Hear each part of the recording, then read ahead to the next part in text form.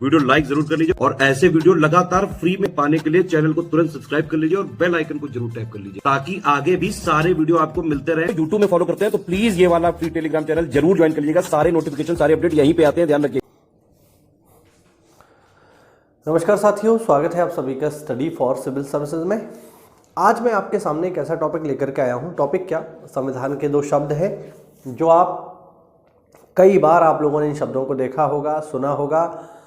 अक्सर करके TV debates में, न्यूज़पेपर में, किसी नेता का भाषण, आप इन दोनों शब्दों को कई बार देख चुके होंगे।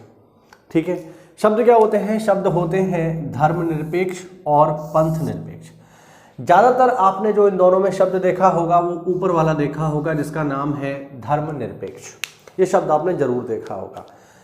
चूंकि मैं यहाँ आपको संविधान की बारीकियां समझा रहा हूँ तो उसमें दो शब्द ऐसे हैं जिनको समझना आवश्यक है, क्योंकि इन दोनों शब्दों का इस्तेमाल लोग बहुत ही गलत तरीके से करते हैं। अगर मैं संविधान के अनुसार बात करूं तो भारतीय संविधान में इन दोनों में कौन सा शब्द प्रयुक्त होता है, धर्मनिरपेक्ष होता है या पंथ निरपेक्ष होता है, ये जानना जरूरी है।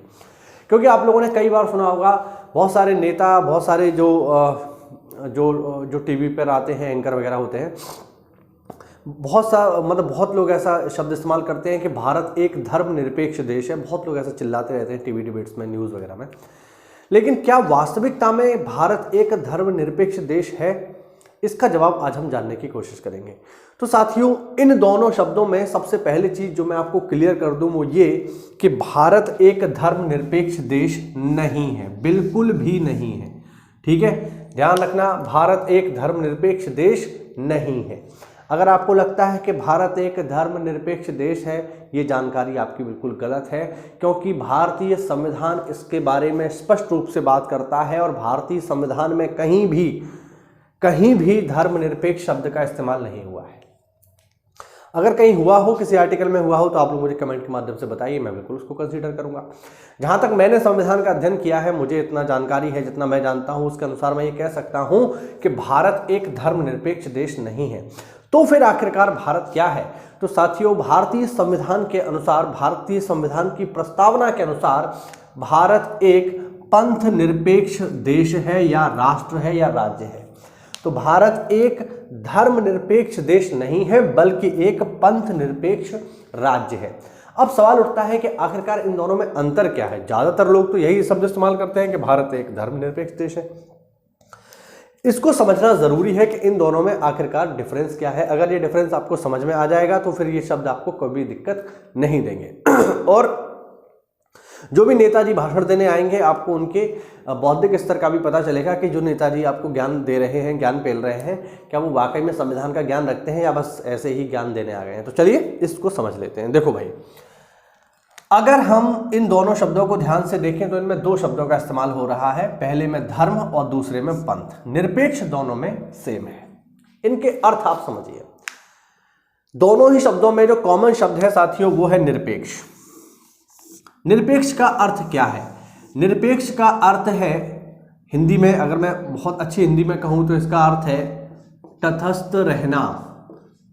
इसका जो शुद्ध हिंदी में अर्थ है वो क्या है? वो है तटस्थ रहना। या फिर अगर हम सामान्य भाषा में कहें तो निरपेक्ष का अर्थ है अलग हो जाना, अलग या फिर दूर हो जाना।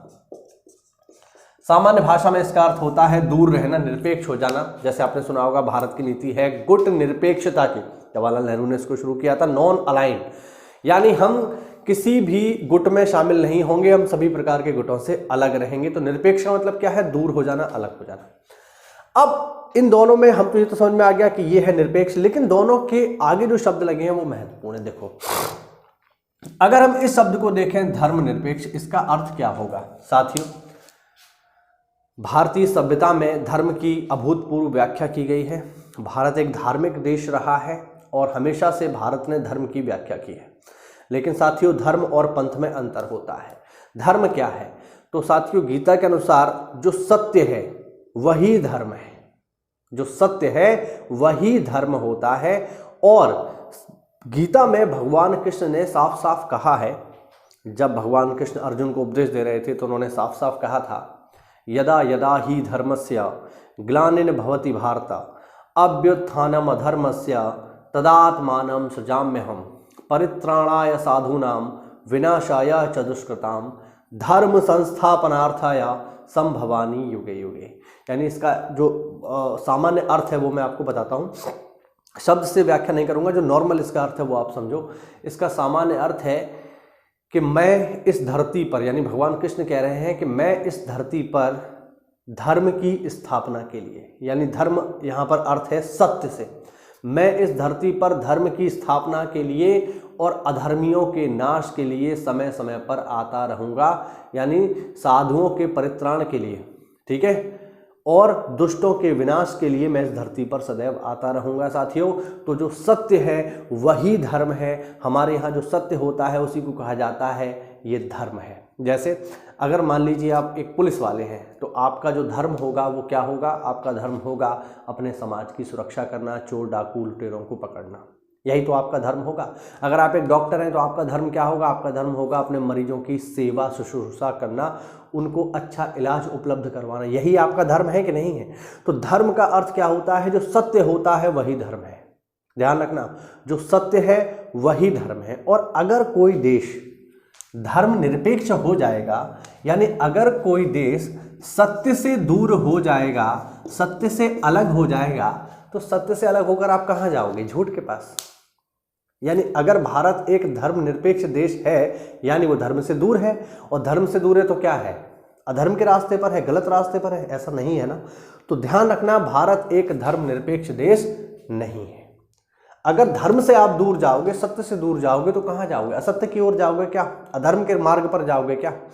पांडवों और कौरवों में धर्म के रास्ते पर कौन था? पांडव। और अधर्म के रास्ते पर कौन थे? कौरव। अधर्म के रास्ते पर क्यों थे? क्योंकि उन्होंने अपने भाइयों की संपत्ति को ही हत्या दिया। तो क्या हम ये कहेंगे कि भारत अधर्म के रास्ते पर चलेगा, धर्म निरपेक्ष हो जाएगा और कौरवों को फॉलो करेगा, भगवान कृष्ण को फॉलो नहीं करेगा, शकुनी और जो दुर्योधन है उनको फॉलो करेगा? ऐसा नहीं है ना। तो ये बात समझ लो। अब हम बात करते हैं कि पंथ क्या होता है। फिर धर्म हमने समझ लिया, जो सत्य है वही धर्म है। अब साथियों, इस सत्य तक, इस धर्म तक पहुंचने के लिए अनेकों रास्ते हैं। ध्यान रखना, इस सत्य तक पहुंचने के लिए अनेकों रास्ते हैं। तो वो सभी रास्ते जो सत्य तक पहुंचने के लिए बनाए गए हैं उनको पंथ कहा जाता है। याद रखना, जो इस धर्म तक पहुंचने के लिए, इस सत्य तक पहुंचने के लिए जो रास्ते हैं, जो अल्टीमेट ट्रुथ तक पहुंचने के लिए जो रास्ते हैं, उन्हें कहते हैं पंथ। अब पंथ बहुत सारे हैं। जैसे इस्लाम पंथ है, वो कहता है कि हमारे अल्लाह को मानो, बाकी सब खराब है, वो एक रास्ता है। ईसाई कहते हैं ईसा मसीह को मानो, बाकी सब खराब है, वो भी एक रास्ता है। बात समझ रहे ना। भगवान बुद्ध कहते हैं कि भाई मेरी बताई रास्ते पर चलो, अष्टांगिक मार्ग का जो है उनका पालन करो, महाव्रतों का पालन करो, मेरे रास्ते पर चलो, आपको सत्य मिल जाएगा। बात समझ रहे हैं। हिंदू लोग अपना कहते हैं कि हमारे यहाँ तो खैर बहुत सारे रास्ते हैं, आप भगवान राम को मानिए, कृष्ण को मानिए, हनुमान को मानिए, इतने सारे रास्ते हैं, जिसको मानना है मानिए और सत्य तक पहुंच जाइए। तो ध्यान रखना, पंथ क्या होते हैं? पंथ होते हैं इस धर्म तक, इस सत्य तक पहुंचने के मार्ग। भारत धर्म निरपेक्ष नहीं है, बल्कि पंथ निरपेक्ष है। ध्यान रखना, क्यों? इसलिए पंथ निरपेक्ष है साथियों कि भारत धर्म को तो मानता है, क्योंकि सत्य को मानता है, लेकिन उस सत्य तक पहुंचने के लिए किसी मार्ग का वो प्रमोशन नहीं करता है। भारत ये नहीं कहता है, भारत का संविधान ये नहीं कहता है कि सत्य तक पहुंचने के लिए हिंदुइज्म का मार्ग सबसे बेहतर है, बौद्धिज्म का मार्ग सबसे बेहतर है, या इस्लाम का मार्ग सबसे बेहतर है, या जैनियों का मार्ग सबसे बेहतर है। ऐसा कुछ नहीं कहता। उसने कहा कि साहब वो एक सत्य है, और उस सत्य तक जैसे आप लोग, यानी भारत की जनता जैसे पहुंचना चाहे वैसे पहुंच जाए। अगर उसको लग रहा है कि भाई हिंदू देवी देवता मेरी बात मान लेंगे, या हिंदू देवी देवताओं को जो उनके रीति रिवाज है उनको मान करके मैं सत्य तक पहुंच सकता हूं, हिंदू बन जाए। उसको लगता है नहीं हिंदू देवता बात नहीं सुनने साहब, अल्लाह के पास जाऊंगा, अल्लाह के पास चला जाए, अल्लाह उसकी बात मान ले। अल्लाह भी मान लो देरी कर रहे हैं तो ईसा मसीह के पास जा सकता है, ईसा मसीह भी देरी कर रहे हैं तो जो है जैनियों के पास जा सकता है, बौद्धों के पास जा सकता है, यहूदियों के पास जा सकता है, पारसियों के पास जा सकता है, या इन सबको छोड़ करके अपना अलग रास्ता बना ले। तो याद रखना, भारत किसी पंथ को प्रमोट नहीं करता है, किसी पंथ का अनुसरण करने के लिए अपने नागरिकों को नहीं कहता है। इसीलिए भारत धर्म निरपेक्ष ना होकर के पंथ निरपेक्ष देश है। याद रखना, भारत धर्म निरपेक्ष नहीं है, बल्कि पंथ निरपेक्ष है। अगर कोई कहता है धर्मनिरपेक्ष है भारत, इसका मतलब उसे नॉलेज नहीं है, उसको संविधान की जानकारी नहीं है, बस ऐसे ही ऊपर से पढ़ करके आ गया है, थोड़ी बहुत चीज़ें रट्टा मार करके, डीप नॉलेज उसको नहीं है। तो याद रखना, भारत एक पंथ निरपेक्ष देश है। लेकिन बहुत सारे इस दुनिया में देश ऐसे भी हैं जो पंथ निरपेक्ष भी नहीं है। जैसे अभी के समय में करीब करीब मैं समझता हूँ 54 से 55 देश इस्लामिक कंट्री हैं, यानी वो देश प्रॉपर ये कहते हैं कि इस सत्य तक पहुँचने का जो एकमात्र रास्ता है वो है इस्लाम, सबसे बढ़िया रास्ता यही है, बाकी सब बेकार है। तो वो सारे के सारे देश कैसे हैं? इस्लामिक कंट्री हैं, लेकिन भारत एक इस्लामिक कंट्री नहीं है। भारत कैसा है? एक पंथ निरपेक्ष देश है। याद रखना, आज के अलावा आप हमेशा जब भी शब्द इस्तेमाल करेंगे भारत के लिए तो पंथ निरपेक्ष, ना कि धर्म निरपेक्ष, क्योंकि धर्म से अलग होकर के कोई भी जीवित नहीं रह सकता। उम्मीद करता हूँ ये छोटा सा अंतर आपको समझ आया होगा, लेकिन बारीक अंतर है जो इसने आपकी जानकारी को बढ़ाया होगा। तो ऐसा है साथियों, तो वीडियो को लाइक करिए, चैनल को सब्सक्राइब कर लीजिए और अपने यार दोस्त जो तैयारी कर रहे हैं, जिनको ये नहीं पता है, उनके साथ शेयर करिए। मिलते हैं अगली क्लास में, तब तक के लिए जय हिंद, जय भारत, वंदे मातरम।